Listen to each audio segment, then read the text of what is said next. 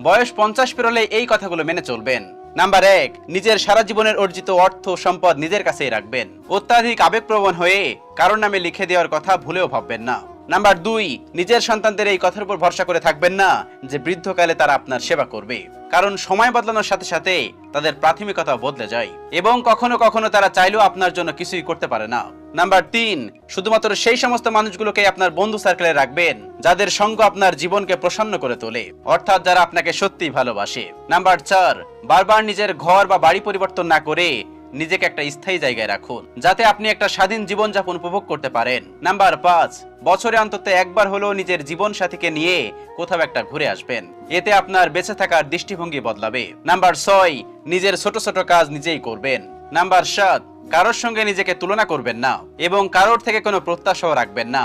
number 8, সবার কথা শুনবেন কিন্তু নিজের বুদ্ধিমত্তার উপর বিচার করে নিজেই সিদ্ধান্ত